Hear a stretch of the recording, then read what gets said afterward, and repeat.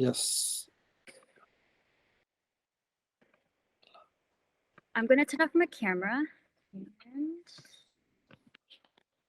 Can you see my slides now? Yes, we can see it. Can you make it full screen? Let me see. I have full screen. Okay, there we go.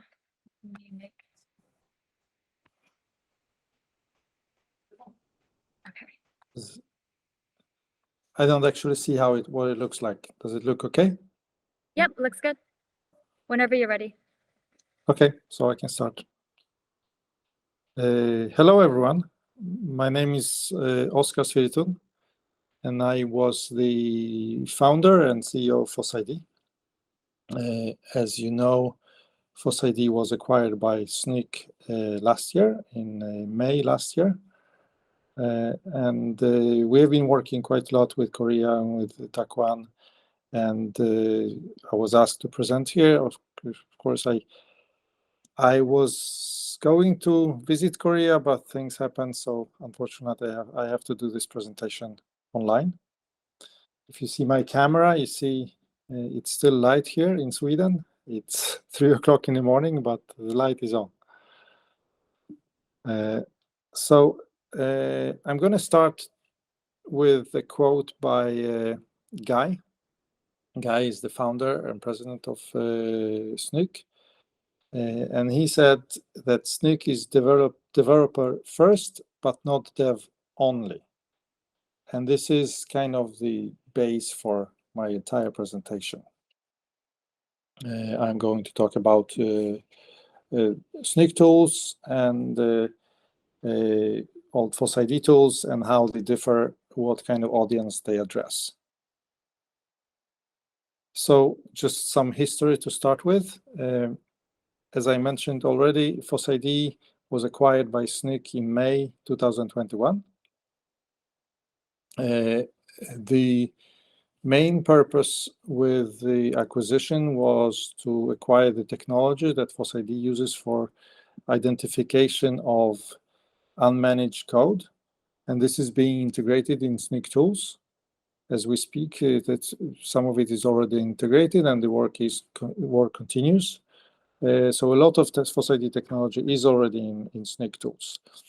And I have been working with audits and license compliance since I joined Snyk. And actually in the beginning of this year, beginning of 2022, we have built a new business unit that is working specifically with license compliance and audits, so merger and acquisition audits and similar. And basically to address the compliance, the license compliance use case within Snyk. So, as I mentioned, I'm going to talk about the tools. And the first one, of course, Snyk open source is the main Snyk tool, and the workbench, which is not actually called Snyk Workbench, but I use that terminology here because this is the tool provided by Snyk as well. And if you look at Snyk open source, it's a tool for software composition analysis for developers. So it specifically targets the developers, and it targets security risks mainly. On the other hand, the workbench is a tool that is created for license compliance officers, and it targets license compliance risks. So it more looks at licenses. There is some functionality related to security, but it's really minor. And the focus is on license compliance risks. If we look at these different personas, developer, what does developer want to do? So they want to use this tool when they're developing, and it needs to be fast, and they need immediate feedback. And they're just interested of looking at their own source code. As a developer, you just want to see your code. Is everything I use it is approved? Are dependencies, any of the dependencies introducing any security vulnerabilities? Do I know that my build is okay to deploy? These are the questions that developer is asking, and he doesn't really need to be bothered by the tool. He needs to be warned when there is something vulnerable with his code or her. And the compliance officer, on the other hand, wants to uncover license risks.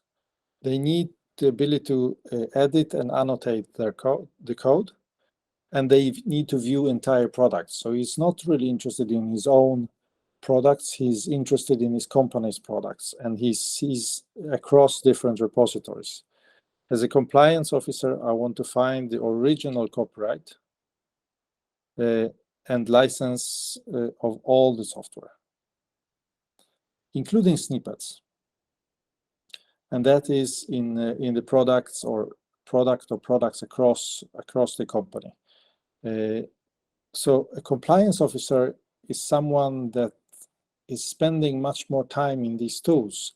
It's not just something that they use on the side. It's actually the tool that they are using to create this information for the company.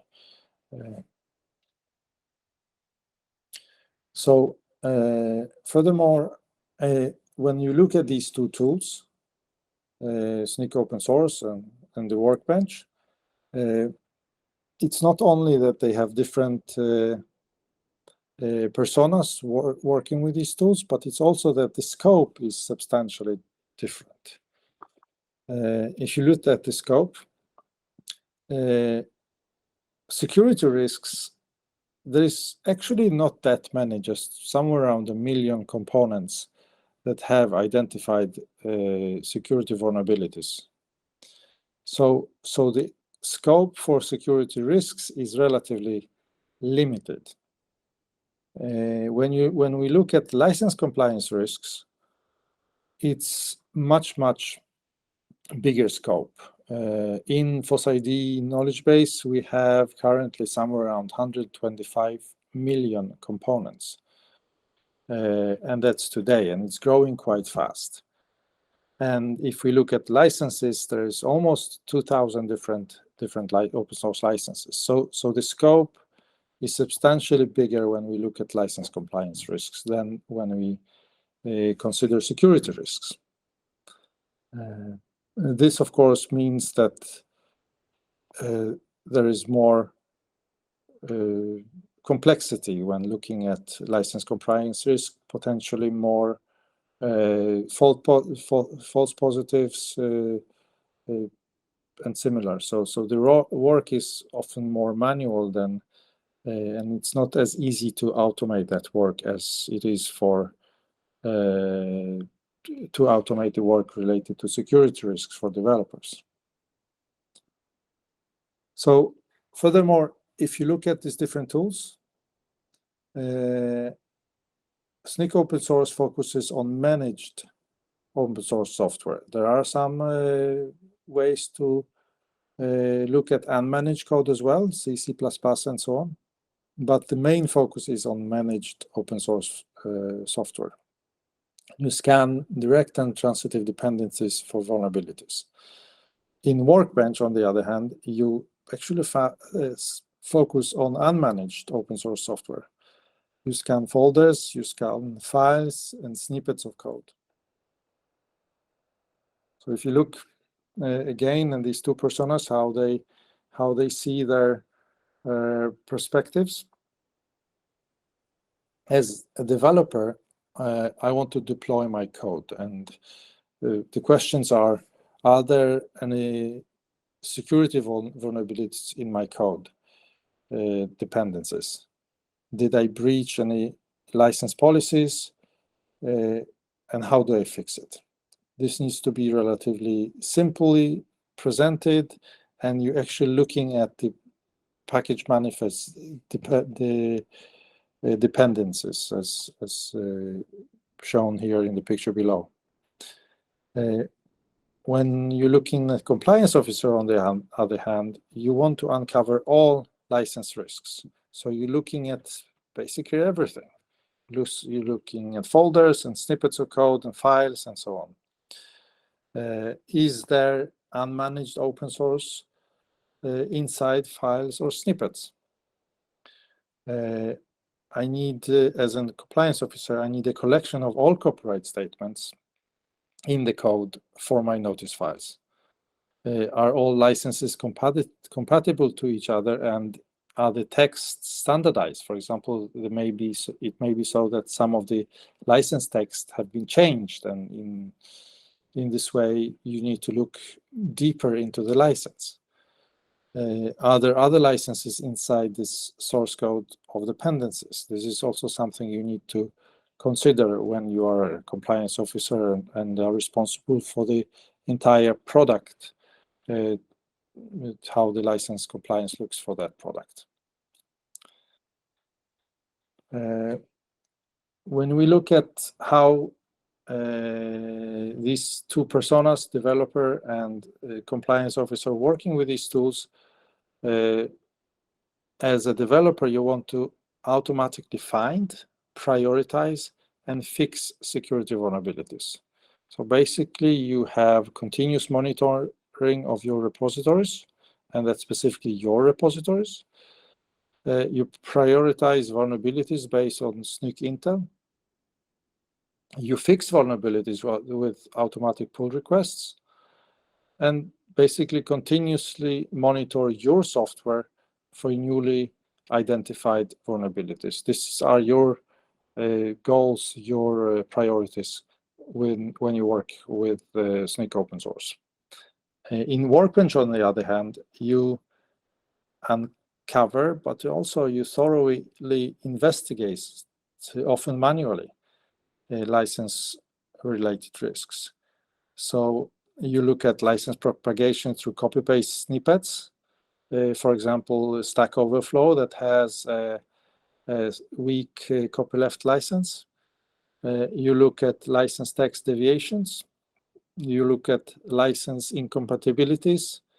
And sometimes even commercial licenses, source available licenses, are included in the code, and you need to look at those. And many of these are on occasions manual. Sometimes the tool provides you the information automatically, but in some cases you need to dig deeper to find the original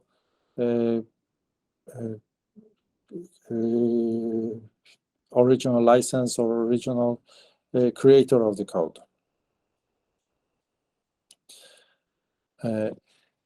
So again, when Snyk open source, working with Snyk open source, you gates new dependency according to license policies.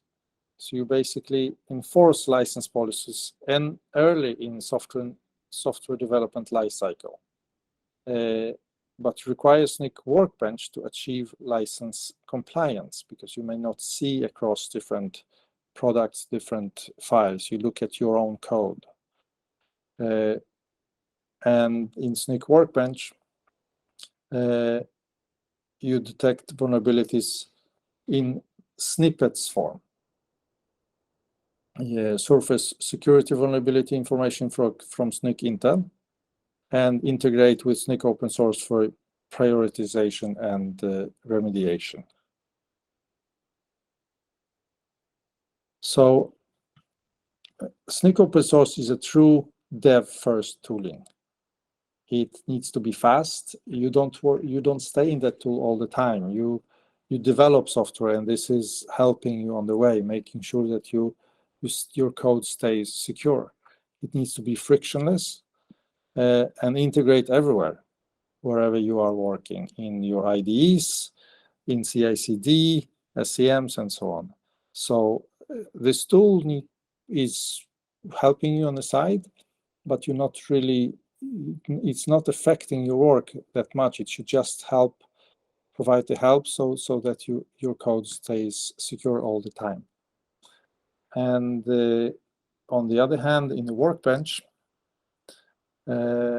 you are responsible for license risk governance at scale. So basically, you manage all open source software licenses across your products. The goal is to be compliant, collect copyrights and licenses, generate notice files. So it's much more, you're much more working in the tool rather than doing something else and the tool is supporting you, like in Snyk open source. And the goal is at some point to generate software bill of materials for your product. You can import, export SPDXs, for example. So as a compliance officer, you work in the workbench, and as a developer, Snyk open source is kind of supporting your workflow. And as a last point here, the knowledge bases are slightly different. As I already mentioned, the scope is different. And when you scan with Snyk open source, you scan on based on Snyk Intel, which is the most comprehensive, accurate, and timely database for open source vulnerabilities. It's also smaller, faster than the database used in Workbench. The Snyk on-prem knowledge base is the biggest database for all publicly available software. And you don't even need external network traffic to use it. You can have an on-prem deployment of it. And actually, you don't need the source code. So this knowledge base works on hashes. So this is kind of the differences. As you can see, these two tools are addressing different personas.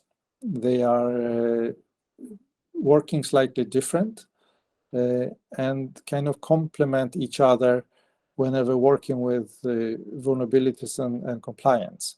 One is focused on security, the other one is focused on license compliance, one is focused on developers, the other one is focused on license compliance officers. So we believe that with these two tools, you get basically all the information you need about open source software that you're using. Fast and easy accessible information with Snyk open source. And with Workbench, a little bit more work, more manual work in some cases, but you get very accurate information about all the software that is used in your products. So